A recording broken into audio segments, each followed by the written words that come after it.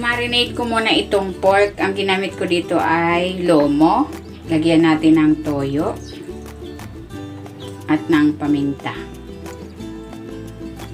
Maglalagay din ako ng konting cornstarch. Haluin natin. While waiting, kung hindi ka pa nakapag-subscribe sa akin channel, please subscribe at i-click mo na rin ang notification bell para lagi kang updated sa aking latest recipes. Ayan, iset aside muna natin ito for 15 minutes. I-prepare ko naman itong sauce.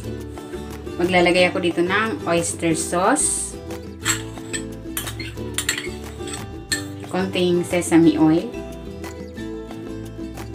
isang kutsarita, tubig. Maglalagay din ako ng cornstarch para medyo malapot yung sauce.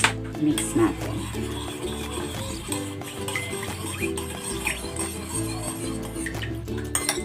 Ayan, okay na ito. Paglalagay ako ng cooking oil, i-stir fry ko muna itong pork.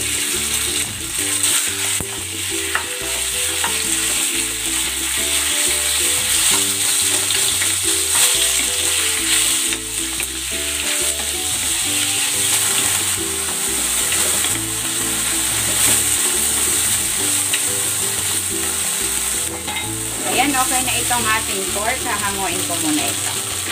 Magigisa na ako ng bawang. Isasabay ko na rin itong luya.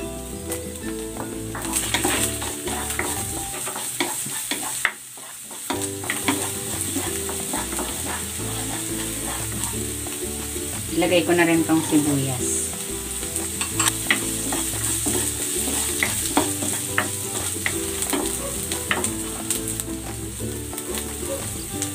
Ilalagay ko na dito itong broccoli. Try kalahating kilo.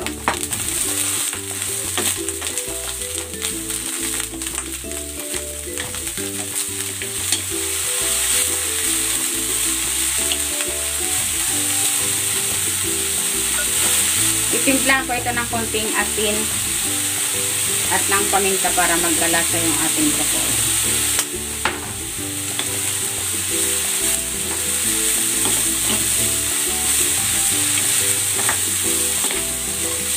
Ayan, okay na itong ating broccoli. Ilalagay ko na dito yung pork. Ayan, ihalo na yan natin dyan. Ilalagay ko na rin itong bell pepper.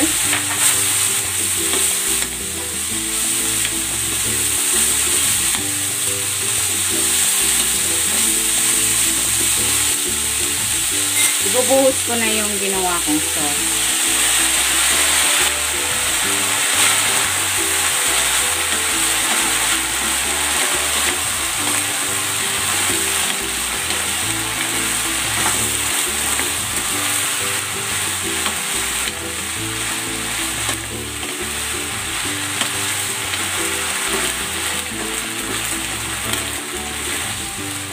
Ayan, luto na itong ating pork broccoli. Hanguin na natin.